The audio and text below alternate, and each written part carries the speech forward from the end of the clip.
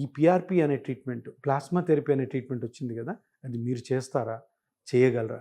అంటే అంత గొప్ప క్వాలిటీ ఉంది ట్రీట్మెంట్లో, అంత గొప్ప నమ్మకం ప్రజల్లో ఆల్రెడీ స్టార్ట్ అయింది.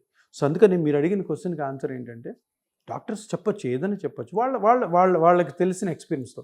కానీ పర్సనల్ ఎక్స్పీరియన్స్ ఉన్నప్పుడే మాట్లాడాలి, వాళ్ళైతే మాట్లాడకూడదు. ఇది నా సిన్సియర్ రిక్వెస్ట్ అందరికి. ఎందుకంటే ఒక మంచి ట్రీట్మెంట్ వస్తుంది, మీరు కూడా చేయండి, ఎంకరేజ్ చేయమంటే మీరు కూడా చేయండి, వాళ్ళు కూడా చేయండి. సింపుల్ ట్రీట్మెంట్ ఎవరన్నా చేయొచ్చు, క్వాలిఫైడ్ డాక్టర్స్ ఎవరన్నా చేయొచ్చు.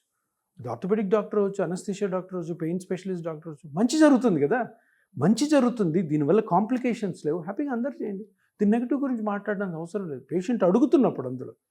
సో అంటే ఓకే, సర్జరీ ఎట్లాగా ఉంది, లాస్ట్ రిసార్ట్గా పెడదాం, ఏముంది లాస్ట్లో. ఇప్పుడు కేసు ప్రజలకి నమ్మకం లేదు, ఆ చేసుకున్న పేషెంట్కి నమ్మకం లేదు, చేస్తున్న డాక్టర్కి నమ్మకం లేదు, సర్జరీ అయితే నెక్స్ట్ ఆప్షన్ ఉంది కదా. సర్జరీ అయిపోయినాక నొప్పి వచ్చింది అనుకో, ఎవ్వరు ఏం చేయలేరు.